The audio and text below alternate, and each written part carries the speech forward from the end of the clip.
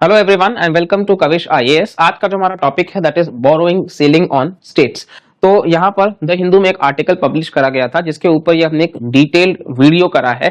तो अगर आप इस वीडियो को ईमानदारी से देखते हैं तो आपका जीएस पेपर 2 जो है वो बहुत अच्छे से कवर हो जाएगा। साथ ही पेपर 3 यानी कि इकोनॉमी के भी कई सारे टर्म्स हम यहाँ पे डिटेल में डिस्कस करने वाले हैं। तो चलिए वीडियो को स्टार्ट करते हैं। तो यहाँ अगर हम देखेंगे तो ये सबसे पहले है कि बोरोइंग बाय द सेंटर। देखिए बोरोइंग मतलब उधारी। अब हमेशा हम नॉर्मल ही बात कर ले तो किसी को भी मतलब कहीं ना कहीं जब हम सबसे पहले जब हमारे देश में बजट आता है तो बजट की जब हम बात करते हैं रूपी कम्स फ्रॉम एंड रूपी गोस टू, तो सबसे ज्यादा पैसे आते कहां से हैं?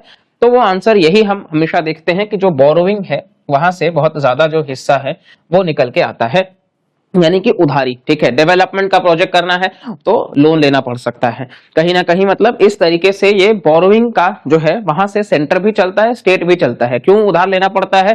क्योंकि कई सारे स्कीम्स हैं, सोशल सेक्टर स्कीम्स चलाए जाते हैं जहां पे कहीं ना कहीं मतलब लोगों के वेलफेयर के लिए ऐसे स्कीम्स को प्रमोट किया जाता है ताकि एक्चुअली उनका अपलिफ्टमेंट हो सके। तो इसीलिए हम यहाँ पे देखेंगे कि बोरोइंग जो है उधारी जो है वो लेना पड़ता है, चाहे वो डेवलपमेंट इंफ्रास्ट्रक्चर डेवलपमेंट की बात हो, चाहे वो स्कीम्स की बात हो। इस तरीके से मतलब कहीं ना कहीं हम कह सकते हैं होलिस्टिक इंक्लूसिव डेवलपमेंट के लिए बोरोइंग लेना पड़ता है। नाउ सेंटर की बात जब हम करते हैं, आर्टिकल 292 प्रीलिम्स के लिए इंपॉर्टेंट हो सकता है, ध्यान दीजिएगा। Central government can borrow loans up to upon the consolidated fund of India within limits fixed by parliament. अब आर्टिकल 292 जो है वो कहता है कि जो सेंट्रल गवर्नमेंट है वो बोरो कर सकता है लोन्स। ठीक है, किस लिमिट पे? तो कंसोलिडेटेड फंड ऑफ इंडिया के लिमिट पे, जिसको पार्लियामेंट जो है वो फिक्स करती है। ये लिमिट्स जो है वो फिक्स पार्लियामेंट करती है। ये बहुत इंपॉर्टेंट पॉइंट है, ये आपको ध्यान रखना है। और ये कहां से होगा? तो ये consolidated fund of India article 266 आप जाके पढ़िएगा। तो यहाँ पे जो सीएफआई है, जो सरकारी पैसे हैं, वो जो खजाना हम कहते हैं वो कंसोलिडेटेड फंड ऑफ इंडिया, और अगर इससे पैसा विड्रॉ करना है तो पार्लियामेंट के ही अप्रूवल पे होगा। तो सेंटर जो लोन लेगा अंडर आर्टिकल 292 वो पार्लियामेंट एक लिमिट फिक्स करा है और वो बोरो कर सकते हैं upon the consolidated fund of India. ठीक है, ये एक पहला पॉइंट, ये ध्यान रखेंगे। नेक्स्ट हम बात करते हैं, तो नेक्स्ट हमारे यहाँ जो है दैट इज अब स्टेट्स की बात जब हम करते हैं। सेंटर में तो हमने आर्टिकल 292 देख लिया है। नाउ स्टेट्स पे जब हम आते हैं तो आर्टिकल 293 के बारे में हम यहाँ पे बात करेंगे। नाउ आर्टिकल 293 यहाँ आपके सामने है।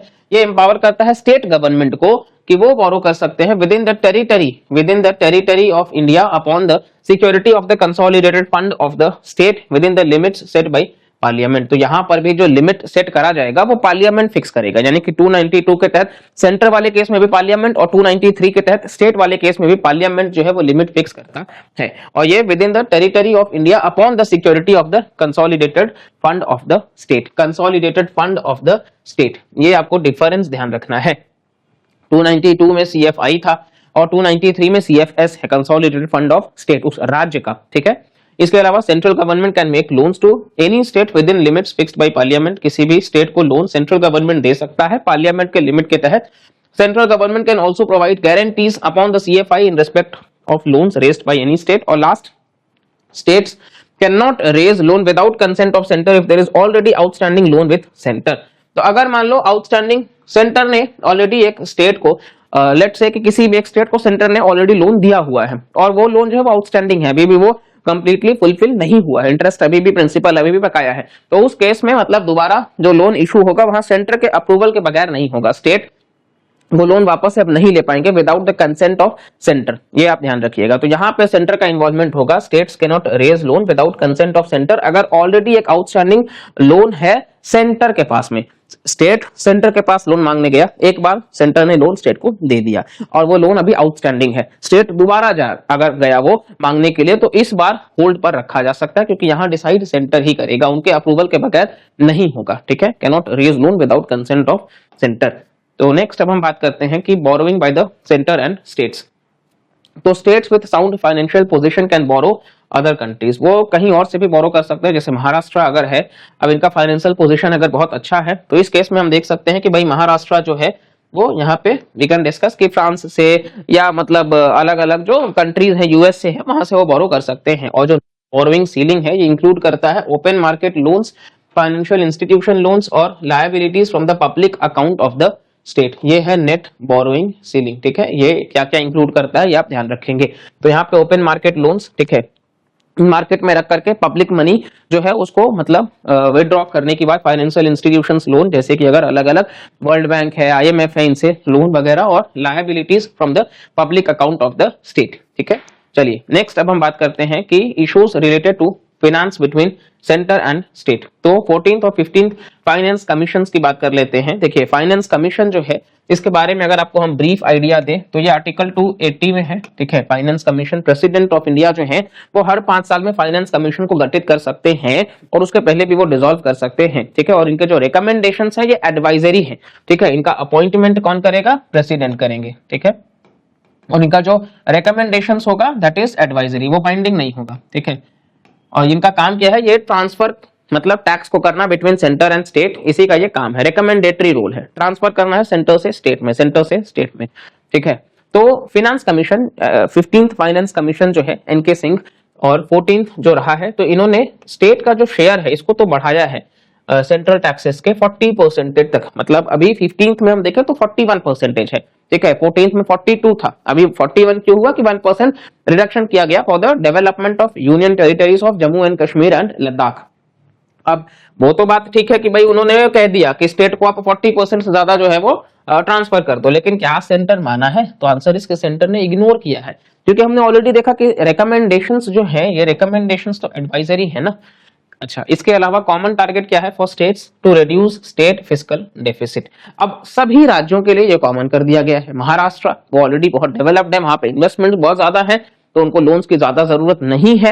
लेकिन आप बिहार की बात कर लो, वहां इकोनॉमिक डेवलपमेंट नहीं है, पॉवर्टी बहुत ज्यादा है, तो दोनों पैरामीटर्स सेम है। ठीक है, यानी कि दोनों की अगर हम बात कर लेते हैं तो जो ग्रॉस स्टेट डोमेस्टिक प्रोडक्ट है, जीडीपी जो हमारे देश के लेवल पे होता है कि गुड्स एंड सर्विसेज जो भी हमारे देश में एक टेरिटोरियल डोमेन के अंदर जो भी गुड्स एंड सर्विसेज कंज्यूम किए जा रहे हैं वो जीडीपी का हिस्सा है।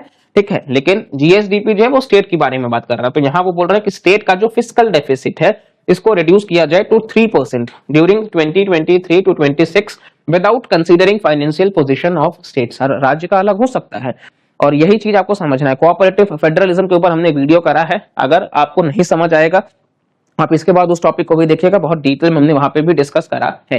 फिस्कल डेफिसिट की बात हम कर लेते हैं तो रेवेन्यू माइनस एक्सपेंडिचर की बात करी जाती है। तो जो टोटल रेवेन्यू है और टोटल एक्सपेंडिचर, मान लेते हैं कि रेवेन्यू अगर 50 है और एक्सपेंडिचर अगर 70 है तो फिर डेफिसिट कितने का हुआ? 20 का, और यही है फिस्कल डेफिसिट। यहाँ बोरोविंग्स आ जाता है, फिर ये 20 रुपए उधारी में लेने पड़ेंगे, तो इसीलिए ये फिस्कल डेफिसिट। ग्रांट्स की बात कर ली जाए तो ग्रांट्स मतलब लोन होता है कि भाई उस पे वापस से हमें रीपेमेंट करना है। ग्रांट मतलब कि भाई वो दे दिया गया है तो ठीक है, वो उसी मतलब उसके लिए वहां लोन की जरूरत नहीं, वो रीपेमेंट की जरूरत नहीं है। तो ये टाइड नेचर है। टाइड मतलब स्पेसिफिक किसी काम के लिए, स्पेसिफिक किसी काम के लिए। अगर वाटर मतलब मान लो आपकी भाई यहाँ पे वाटरशेड डेवलपमेंट करना है तो वो उसी के लिए यूज किया जाएगा, अब उस पर्टिकुलर टास्क के अलावा किसी और के लिए यूज नहीं किया जाएगा। तो ग्रांट्स जो है वो टाइड नेचर के हैं। ठीक है, अनटाइड मतलब कहीं पर भी यूज किया जा सकता है, टाइड मतलब स्पेसिफिक यूज हो सकता है। अच्छा, such measures restrict the lower states ability at balancing budget. इससे बाकी प्रॉब्लम होता है, ये इश्यूज निकल के आ रहे हैं। ठीक है, आप इसको नोट डाउन कर लिए होंगे आई गेस। चलिए अब आगे हम चलते हैं। तो वैसे आगे चलने से पहले हम आप सबसे बता देना चाहते हैं कि अगर आप यूपीएससी 2026, 27 या फर्दर अटेम्प्ट्स के लिए इच्छुक हैं और आप एक सीरियस कैंडिडेट हैं, आप चाहते हैं कि आप यूपीएससी के अटेम्प्ट में बैठें और आप अपने जो ड्रीम पोजीशन है आपका आईएएस आईपीएस उसको आप फुलफिल करें, और उस बीच आपको लगता है कि कहीं आपको कुछ इश्यूज हैं, चाहे वो मेंस आंसर राइटिंग की बात कर ले, चाहे वो प्रीलिम्स के पेपर अप्रोच की बात कर ले, इंटरव्यू की बात कर ले, गाइडेंस की बात कर ले, स्टडी मटेरियल्स की बात कर ले, तो इन सबको कहीं ना कहीं हमने कंसाइज करके बेसिकली आपके लिए बहुत डेडिकेटेड हमने यहाँ पे कोर्सेस लाए हैं। तो अगर आप इंटरेस्टेड हैं किसी भी तरीके से सिविल सर्विस के एग्जाम्स में तो आप कविश आईएएस से एनरोल कर सकते हैं। हमारे यहाँ कोलकाता में 2 सेंटर्स हैं, वीआईपी रोड सेंटर और हाजरा रोड सेंटर। आप काउंसलिंग के लिए भी आ सकते हैं और बाकी आप डिटेल से मतलब वेबसाइट से आप कंटिन्यू कर सकते हैं। ठीक है, अब हम नेक्स्ट आगे बढ़ते हैं। चलिए इश्यूज वापस से हम थोड़ा सा देखते हैं। अभी तक जो हमने इश्यूज के पॉइंट्स को देखा है तो यहाँ हमने इन पॉइंट्स को कवर किया है। ठीक है, आई होप सबको याद है। अब नेक्स्ट जब हम बात करते हैं तो नेक्स्ट हमारे यहाँ ये पॉइंट्स निकल के आते हैं कि भाई जीएसटी काउंसिल के डिसीजंस। अब जीएसटी काउंसिल का जो डिसीजंस है ये बेसिकली ये भी एडवाइजरी है। ठीक है, तो आर्टिकल जीएसटी को 101st कॉन्स्टिट्यूशन अमेंडमेंट एक्ट से लाया गया है, ये भी आप लोगों को ध्यान रखना है। इनडायरेक्ट टैक्सेस को सब्ज्यूम करके वन नेशन वन टैक्स। ठीक है, तो ये 101st से लाया गया 2017 में 1 जुलाई को, और इसी के साथ साथ में basically article 279A GST council. अब स्टेट्स जो है वो लॉस कर रहे हैं fiscal autonomy after GST. GST आने के बाद में जो फिस्कल ऑटोनॉमी थी, उनका जो एक प्रिविलेज हुआ करता था पैसों को लेकर के, जो नियंत्रण हुआ करता था, वो कमजोर हो रहा है। साल 2000 और 2001 के समय में states decided the floor rate for sales tax, ठीक है, and 2/3 of the revenue generated from VAT. लेकिन ये हिस्सा सेल्स टैक्स तो खत्म हो गया, जीएसटी आ गया है, और वैट में भी बहुत सारी चीजें जो है वो वहां से निकाल दी गई हैं। तो फिर इस मसले में जैसे अभी भी कुछ एक्सेप्शंस हैं कि आप अल्कोहल देख सकते हो, मतलब पेट्रोलियम प्रोडक्ट्स हम देख सकते हैं, लेकिन बहुत सारे जो इंग्रेडिएंट्स हैं वो जीएसटी के दायरे में है, तो फिस्कल ऑटोनॉमी का लॉस हो रहा है। फिर है वोटिंग राइट्स इशू, ये भी एक इशू निकल के आता है। फॉर एग्जांपल गोवा बहुत छोटा सा स्टेट है, तो गोवा और लार्जर स्टेट्स जैसे अगर हम देखें राजस्थान, अब दोनों का अगर सेम है तो फिर उस केस में कहीं ना कहीं ये तो डिस्पैरिटी की तरफ आगे जा रहा है, तो ये वोटिंग राइट्स का इशू है। और नेक्स्ट है कि इग्नोरिंग डाइवर्सिटी ऑफ इश्यूज, ठीक है, तो डाइवर्सिटी ऑफ इश्यूज का भी समस्या है। आसाम में जो समस्याएं हैं वही सेम तो गुजरात में नहीं है ना, तो फिर सोर्सेस ऑफ रेवेन्यू और एक्सपेंडिचर अलग अलग हो सकता है, ठीक है, ये बात बिल्कुल पक्का है। गुजरात हम देख रहे हैं किस तरीके से मैन्युफैक्चरिंग कर रहा है, बहुत बढ़िया वो ग्रो कर रहा है, इकोनॉमिक डेवलपमेंट वो दिखा रहे हैं, लेकिन असम वो तो ब्रह्मपुत्र रिवर की वजह से कहीं ना कहीं हर साल फ्लड आ रहा है। रेफ्यूजीज का हम देख रहे हैं किस तरीके से वहां पे जो इमिग्रेंट्स हैं स्पेशली वो एक क्राइसिस फेस कर रहे हैं, तो ये सारी चीजें हम लगातार फेस कर रहे हैं। अच्छा, इसके पहले आसाम अकॉर्ड के ऊपर भी हमने वीडियो करा है, तो बहुत सारे टॉपिक्स पे ऑलरेडी हम वीडियो करते जा रहे हैं कंसिस्टेंटली, तो आप चैनल से जुड़े रहिए, पसंद आता है तो लाइक शेयर और सब्सक्राइब भी करिएगा। तो ये कुछ इश्यूज अभी तक हमने डिस्कस किए हैं। अब नेक्स्ट हम बात करते हैं कि आर्टिकल 293 का इश्यूज में ही कुछ और फर्दर पॉइंट्स। अब इसके साथ में यहाँ पे आर्टिकल 293 जो है वो कह रहा है कि स्टेट्स बोरो कर सकते हैं on consolidated fund of state, ये तो हमने देख लिया था पार्लियामेंट के लिमिट को फिक्स करे हुए, impacting fiscal autonomy of the state, इससे फिस्कल ऑटोनॉमी इंपैक्ट हो रही है। Mandatory consent needed if any existing loan with centre, ये तो मैंडेटरी है, यहाँ पे सेंटर से कंसेंट लेना ये मैंडेटरी है अगर ऑलरेडी एक लोन आउटस्टैंडिंग है। प्रोवाइड करता है वाइड डिस्क्रिशन टू सेंटर, इससे डिले हो सकता है। इसी के साथ साथ में कमीशन बनाया जाता है, जैसे कि फाइनेंस कमीशन है फॉर बोरोइंग पर्पसेस नीडेड, जैसे कि कॉन्स्टिट्यूशनल डिबेट्स में भी 1949 में हमने देखा है। इसी के साथ साथ में सेंट्रल गवर्नमेंट इंपोज करता है borrowing ceiling of 3% on Kerala's GSDP for financial year 2023-24। अब केरला में हमने देखा किस तरीके से हर साल वहां पे भी फ्लड आते हैं, वायनाड लैंडस्लाइड आया है। अब ये नेचुरल डिजास्टर्स के प्रोन है, तो इस वजह से कहीं ना कहीं वहां का जीएसडीपी, वहां का भी बोरोइंग सीलिंग जो है वो 3% का ही है, तो ये थोड़ा सा इश्यूज निकल के आ रहा है।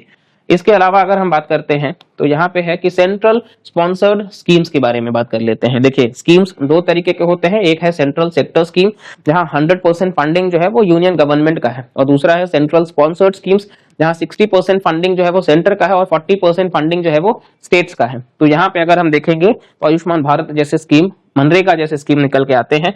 अब सेंट्रल स्पॉन्सर्ड स्कीम्स के बारे में जब हम बात करते हैं तो यहाँ पे फाइनेंशियल एलोकेशन जो है वो बायस्ड है towards states and centre, reduce its share of revenue in central sponsored schemes, ये भी निकल के आता है कई बार समस्याएं। फिर स्टेट का फिस्कल हेल्थ इंपैक्ट होता है, ठीक है। इम्प्लीमेंटेशन ऑफ उज्ज्वल डिस्कॉम योजना, उज्ज्वल डिस्कॉम जो है वो डिस्कॉम से जनरेटेड है, ठीक है, कि मतलब जो इलेक्ट्रिसिटी प्रोवाइडर्स हैं उसके बारे में बात करा जा रहा है कि मतलब अगर डिस्कॉम्स, देखिए बहुत सारे स्टेट में इलेक्ट्रिसिटी बिल्स को कई बार वेव करना पड़ता है, डिस्कॉम्स जो है वो लॉस में चले जाते हैं वो कंपनीज, तो वो लॉस को, बिजली का बिल आ रहा है लेकिन कंज्यूमर्स बिल भर नहीं रहे हैं, बहुत ज्यादा जब डेट हो जाता है तो वो हाथ खड़ा कर देते हैं कि हम दे नहीं पाएंगे। अब ऐसे केसेस में जो इलेक्ट्रिसिटी प्रोवाइडर कंपनीज हैं, ये जो डिस्कॉम्स हैं, ये तो लॉस में जा रहे हैं। अब इस लॉस को बेयर करने के लिए कि फर्दर ऐसे कंपनीज, ऐसा नहीं कि वो बंद करके निकल जाएं, वो बने रहे मार्केट में, इसके लिए इस लॉस को कहीं ना कहीं स्टेट भरता है कि भाई आपका जो नुकसान हुआ इसको हम स्टेट मतलब देगा। तो ये इंप्लीमेंटेशन जो है इससे,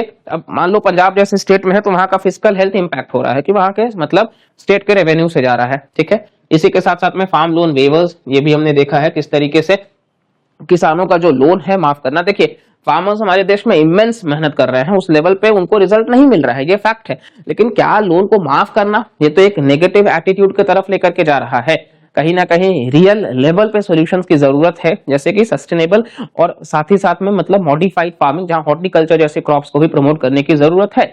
साथ ही है कि स्लो डाउन इन 2019-20 कोविड-19 आया तो वहां पे भी स्लो डाउन देखने को मिला, लोगों के पास पैसे ही नहीं थे, लोग खर्च कहां से करेंगे। फिर है रेवेन्यू शॉर्टफॉल ड्यूरिंग पैंडेमिक, ये चीज हमने देख लिया है। अब आते हैं फिस्कल डेफिसिट पे, इसका हमने देख लिया है कि डिफरेंस बिटवीन टोटल रेवेन्यू और टोटल एक्सपेंडिचर सरकार की, और ये एक इंडिकेशन है टोटल बोरोइंग जो नीडेड है सरकार को, ठीक है। फिर है प्राइमरी डेफिसिट, इसका मतलब भी समझ लीजिएगा, यहाँ पे fiscal deficit minus interest payments, ठीक है, इंटरेस्ट पेमेंट्स। जैसे कि केस में हमने देखा था कि भाई 20 रुपए का डेफिसिट हो रहा था, वहां हमने देखा ना कि 70 जो है वो बेसिकली एक्सपेंडिचर हो गया है और 50 जो है वो रेवेन्यू है, तो 20 का डेफिसिट हो रहा था। अब इस 20 को कहीं से हम उधार अगर लेते हैं तो उसको हमें फर्दर पे करना होगा, लेट्स से कि 22, ये जो 2 रुपए हैं, ये 2 रुपए जो है ये इंटरेस्ट पेमेंट्स हैं, तो इसी को जब हम माइनस कर देते हैं, ये वैल्यू जो निकल के आएगा ये प्राइमरी डेफिसिट कहा जाएगा कि fiscal deficit minus the interest payments. अब अगर टोटल मान लो कि भाई 20 रुपए है, मतलब 22 है, 22 में से 2 अगर हम माइनस कर देते हैं तो ये 20 निकल के आएगा हमारा प्राइमरी डेफिसिट। फिस्कल डेफिसिट वहां 22 हो जाएगा, मतलब इंटरेस्ट माफ कर देना है बस। कुल मिला के लोन भाई हमने 1 लाख कर लिया है, उस पे अगर मान लो 10,000 का लोन, मतलब 1 लाख के लोन पे हमें 10,000 का इंटरेस्ट भरना है, तो ये 10,000, 1 लाख जो है वो फिस्कल डेफिसिट है हमारा बोरोइंग्स, लेकिन जो 10,000 होगा 1,10,000 टोटल हो जाएगा, तो ये 10,000 जो होगा वो होगा प्राइमरी डेफिसिट, ठीक है। इंटरेस्ट पेमेंट्स को माइनस कर देना है। फिर है रेवेन्यू एक्सपेंडिचर, तो यहाँ डिफरेंस है between revenue expenditure and revenue receipts, ठीक है। मतलब यहाँ पे भी एक्सपेंडिचर मतलब रेवेन्यू आ रहा है और रेवेन्यू जा रहा है, इसके बीच का जो फर्क है वो है रेवेन्यू एक्सपेंडिचर, ठीक है। चलिए नेक्स्ट अब हम बात करेंगे कि एफआरबीएम एक्ट क्या है, 2003 का fiscal responsibility budget management act 2003 का, एनके सिंह जी इसको भी लाए हैं, आगे चल करके 2017 में भी इनको अमेंडमेंट्स किए गए थोड़ा। तो रैशनल की बात कर लेते हैं, legal backing to fiscal discipline, जो कि करेक्ट करना है फिस्कल इम्बैलेंसेस को, जैसे कि रेवेन्यू शॉर्टफॉल्स और फिस्कल डेफिसिट्स, ठीक है। तो इन चीजों को कम, मतलब देखिए उधारी जितना कम होगा उतना अच्छा होगा, क्योंकि उस पर इंटरेस्ट भी तो देना है। और एफआरबीएम एक्ट में फीचर्स क्या क्या हैं, तो पहला है कि इससे ट्रांसपेरेंसी लाया गया, क्योंकि मैंडेटरी सबमिशन रखा गया फॉलोइंग डॉक्यूमेंट्स का, कि वो बजट में पार्लियामेंट के सामने ये डॉक्यूमेंट्स भी रखेंगे, macro economic framework statement, medium term fiscal policy statement, fiscal policy strategy statement, ये सारी चीजें। अच्छा नेक्स्ट अगर हम बात करें तो नेक्स्ट फीचर्स क्या है मीडियम टर्म में, तो fiscal deficit as percentage of GDP, ये चीज हमने देख लिया है। फिर रेवेन्यू डेफिसिट भी हमने देख लिया है कि रेवेन्यू एक्सपेंडिचर और रेवेन्यू रिसीट्स में जो फर्क है। प्राइमरी डेफिसिट भी हमने देख लिया है, fiscal deficit minus interest payments, ये सारी चीजें, ठीक है। यहां हमने फिस्कल डेफिसिट देख ही लिया था, रेवेन्यू माइनस एक्सपेंडिचर, ठीक है। रेवेन्यू डेफिसिट में हमने देखा कि रेवेन्यू रिसीट्स और रेवेन्यू एक्सपेंडिचर, इनमें जो फर्क है। इसी के साथ साथ में प्राइमरी डेफिसिट में हमने देखा कि fiscal deficit minus interest payments, ठीक है। फिर टैक्स रेवेन्यूज, जिसपे सरकार टैक्स लगाती है, जैसे इनकम टैक्स हो गया, डायरेक्टली लोग टैक्स देते हैं, या नॉन मतलब हम कह सकते हैं कि टैक्सेबल इनकम भी आता है, लेकिन फिलहाल हम टैक्स रेवेन्यू जिसपे सरकार टैक्स लेती है, फिर चाहे वो डायरेक्ट टैक्स हो या इनडायरेक्ट टैक्स हो, ठीक है। तो ये टैक्सेबल इनकम का पार्ट है। नॉन टैक्स रेवेन्यूज में जिसपे सरकार टैक्स नहीं लगाती है, लेकिन मतलब वहां से भी कलेक्शन होता है, जैसे मान लो आप यूपीएससी की प्रिपरेशन कर रहे हो, आप यूपीएससी का फॉर्म भर रहे हो, तो ये जो फॉर्म आप भर रहे हो ये बेसिकली सरकार ने इसको लेकर के मतलब जो पैसा मिले वो नॉन टैक्स रेवेन्यूज का पार्ट बनेगा, ठीक है। तो गवर्नमेंट एग्जाम के या बिजली का बिल आप भर रहे हो तो ये सब नॉन टैक्स रेवेन्यूज का पार्ट है। और सेंट्रल गवर्नमेंट का debt as percentage of GDP, ये एक्चुअल डेफिनेशन है इन सभी का, ठीक है। चलिए नेक्स्ट हम आते हैं, आई होप कहीं आप लोगों को प्रॉब्लम नहीं है, अगर है तो आप कमेंट सेक्शन में जरूर पूछिएगा। फिर है टारगेट्स क्या है, तो बोरोइंग कंडीशंस आरबीआई का और सेंट्रल गवर्नमेंट का। Central government can not borrow from RBI except through ways and means advances, ये शॉर्ट टर्म बोरोइंग मैकेनिज्म है। मतलब सेंट्रल गवर्नमेंट जो है वो डायरेक्टली आरबीआई से बोरो नहीं कर सकता है, ये तो मेन स्टेटमेंट है, लेकिन एक्सेप्शन है, प्रीलिम्स में ऐसे ही आता है।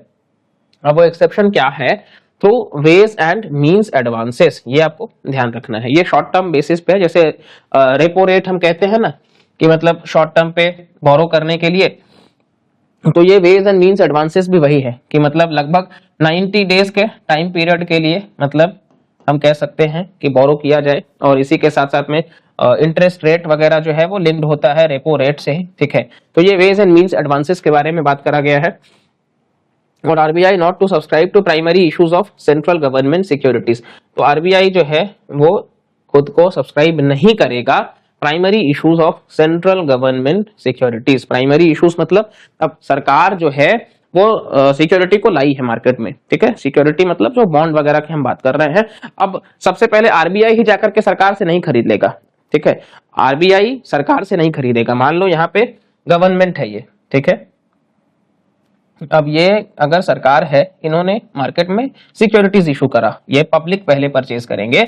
अब ये पब्लिक जो है ये बन जाएंगे फर्स्ट या प्राइमरी। अब आगे चल करके जब यहाँ पे आरबीआई इनसे लेती है तो ये बन जाएंगे सेकेंडरी। ये आप ध्यान दीजिएगा, ठीक है। तो इसीलिए यहाँ पे कहा गया RBI not to subscribe to primary issues of central government securities, ठीक है। तो आरबीआई इंस्टेंटली जाकर के परचेज नहीं कर सकता है प्राइमरी में, सेकेंडरी में कर सकता है। क्यों कर सकता है, इस बात को ध्यान दीजिएगा। यहाँ पे सरकार ने इशू करा, लोगों ने इन्वेस्ट किया, इससे क्या हुआ, लोगों का पैसा मान लो 100 रुपए का था, तो ये 100 रुपए लोगों ने बॉन्ड अगर खरीदा, ये बॉन्ड 100 रुपए में मिला, तो सरकार ने बॉन्ड दे दिया लोगों के हाथ में, लोगों ने 100 रुपए सरकार के हाथ में दे दिए, सरकार ने कुछ काम करा, डेवलपमेंट करा। अब अगर मान लो कि भाई आरबीआई जो है वो लोगों को पैसों की जरूरत है, अब लोगों को पैसों की अगर जरूरत है, डिमांड और सप्लाई पे ही कॉन्सेप्ट चलता है इकोनॉमी का, तो अब डिमांड अगर बढ़ाना है तो उसके लिए पैसा तो बढ़ाना होगा। तो ये पैसा बढ़ाने के लिए क्या करेंगे, आरबीआई कहेगा कि भाई आप अपने अपने सिक्योरिटीज जो हैं उसको आप हमारे पास लाइए और हम आपको पैसा देंगे, ठीक है। यानी कि अब ये बॉन्ड फर्दर यहां लेके जाएंगे आरबीआई के पास में, और आरबीआई इस बार 100 रुपए इनको दे देगी, ठीक है। ये इस तरीके से फ्लो रहेगा। तो ये है पूरा का पूरा सिक्योरिटीज का साइकिल कि क्यों मतलब करना पड़ता है। जैसा नीड होगा, सरकार को नीड होगा, वो पब्लिक से बोरो करेंगे और फिर आरबीआई जो है वो लोगों को वापस वो पैसा दे देगी कि इकोनॉमी में डिमांड एंड सप्लाई बना रहे। लोगों को पैसों की जरूरत होगी, वो आरबीआई से अप्रोच करेंगे। बात समझ आया, आरबीआई जो है वो सब्सिडियरी ही है, ठीक है। चलिए, कुल मिलाकर के ये पूरा का पूरा आपको कॉन्सेप्ट समझ में आ गया होगा। अब नेक्स्ट हम बात करते हैं एनके सिंह जी की जो कमिटी रिकमेंडेशंस 2018 में, उसके बारे में थोड़ा सा देखते हैं। फिस्कल डेफिसिट का टारगेट जो है सेंटर का, उसको रिड्यूस किया गया है टू 2.5% ऑफ जीडीपी बाय 2023। ये ध्यान दीजिएगा, सेंटर के लिए 2.5% ऑफ जीडीपी बाय 2023 का, खैर ये पुराना हो चुका है। Combined debt to GDP ratio reduce to 60% by 2023। Debt to GDP मतलब जीडीपी 100 का है तो उस पे 60 रुपए तक की उधारी हो सकती है, जिसमें से 40% फॉर सेंटर, 20% फॉर स्टेट्स। और रेवेन्यू डेफिसिट का जो टारगेट है वो भी आप यहाँ से पढ़ सकते हो, बट ये 2023 के डेटा के अनुसार है 2.25%, ठीक है। Introduction of escape clause. अब ये एस्केप क्लॉज क्या है, ये इंपॉर्टेंट है हमारे प्रीलिम्स के लिए। वो कौन कौन से ग्राउंड्स हैं, एग्रीकल्चर कोलैप्स, मतलब अगर कोई टारगेट रीच नहीं कर पाया है तो एस्केप क्लॉज कि भाई उसको मतलब उससे वो निकल सकता है, कैसे निकल सकता है, कब निकल सकता है, ये समझते हैं। तो पहला है एग्रीकल्चर कोलैप्स। एग्रीकल्चर कोलैप्स कर गया तो, क्योंकि हमारा भारतीय इकोनॉमी आज भी बहुत ज्यादा डिपेंडेंट है एग्रीकल्चर पे, प्राइमरी सेक्टर पे। फिर है स्ट्रक्चरल रिफॉर्म्स, अगर नेशनल सिक्योरिटी और वॉर, ये सारे पैरामीटर्स हैं। और इंस्टेंसेस क्या है कि reduction in corporate tax, structural reforms, global financial crisis. और इसके लिए फिस्कल काउंसिल बनाया जाएगा सरकार को एडवाइस करने के लिए, ठीक है। चलिए, नेक्स्ट है 15th फाइनेंस कमीशन का रिकमेंडेशंस। तो ये हमने देख लिया है कि सेंटर का जो फिस्कल डेफिसिट का टारगेट है वो है 4% का ऑफ जीडीपी बाय 2025-26, ठीक है। नया आप यही ध्यान दीजिएगा 15th फाइनेंस कमीशन का रिकमेंडेशंस की, 4% ऑफ जीडीपी तक होना चाहिए बाय 2025-26, और स्टेट्स का 3% ड्यूरिंग 2023 टू 2026, और ये जीएसडीपी का होना चाहिए, जीएसडीपी का होना चाहिए, ठीक है। चलिए, और डेट टू जीडीपी रेशियो भी हमने देख लिया है। सेंट्रल गवर्नमेंट का 62 से इसको 56% पे लाया गया है, और स्टेट्स का 33 से 32%, ठीक है। तो ये फिस्कल डेफिसिट टारगेट से further reduction of debt to GDP ratio होगा, ठीक है। तो ये पूरा का पूरा हमारा जो कॉन्सेप्ट रहा है उसको लेकर के हमने यहाँ पे डिटेल में डिस्कस करा है। आई होप आपको ये इकोनॉमी का जो भी हमने इनिशिएटिव्स इनके माध्यम से समझाने की कोशिश करी है, जो फैंसी या टेक्निकल वर्ड्स थे वो भी आप लोगों को बहुत अच्छे से समझ में आए होंगे। और साथ ही साथ में जो पॉलिटिक एंगल था आर्टिकल 293 से लेकर के आर्टिकल 292 तक, वो सारी चीजें आप लोगों को समझ में आई होंगी। देखिए, लोन लेना कंप्लीटली गलत नहीं है, लेकिन उस पैसों का यूटिलाइजेशन कहाँ हो रहा है वो बहुत इंपॉर्टेंट है, ठीक है। तो एक्सपेंडिचर जो होना चाहिए वो हमेशा, हम दो तरीके के एक्सपेंडिचर्स की बात करते हैं, ये आप कहीं ना कहीं मतलब वे फॉरवर्ड में लिख सकते हो आंसर्स के, कि जब हम एक्सपेंडिचर्स की बात कर रहे हैं, एक है कि बेसिकली रेवेन्यू और एक है कैपिटल। तो कैपिटल एक्सपेंडिचर मतलब कि वो लॉन्ग टर्म के लिए अच्छा है। कहीं पर अगर एयरपोर्ट बन रहा है, ब्रिज बन रहा है, कोई भी इंफ्रास्ट्रक्चर प्रोजेक्ट बन रहा है, उसमें देखिए काम करने के लिए मजदूरों की जरूरत होगी, ठीक है। तो जो अनऑर्गेनाइज्ड वर्कर्स हैं, बेसिकली उनके पास में कोई सोशल सिक्योरिटी नहीं है, उनको भी जॉब मिल रहा है। इवन जो पढ़े लिखे लोग हैं, इंजीनियर्स वगैरह, उनको भी काम मिल रहा है। फर्दर सर्विस सेक्टर भी, मतलब जो कंपनीज आएंगी, लोगों को काम मिलेगा। तो ये कैपिटल एक्सपेंडिचर बहुत अच्छा है। लेकिन रेवेन्यू एक्सपेंडिचर की वापस से, मतलब जो सरकारी कर्मचारी हैं उनको अगर मतलब सैलरी, पेंशन या सोशल सिक्योरिटी स्कीम्स या सब्सिडी, लोन वेव करना, ये सारा रेवेन्यू है। तो ये उस लेवल पे बहुत हेल्दी नहीं माना जाता है as compared to capital expenditure. तो ये पूरा का पूरा कॉन्सेप्ट रहा है। आई होप आपको वीडियो से काफी कुछ वैल्यूएबल इंफॉर्मेशन मिला है। अगर आपको वैल्यूएबल इंफॉर्मेशन मिला है तो प्लीज लाइक करिएगा, चैनल को सब्सक्राइब करिएगा और भी बाकी लोगों को शेयर करिएगा। मिलते हैं अगले वीडियो में, तब तक के लिए bye bye, take care and जय हिंद।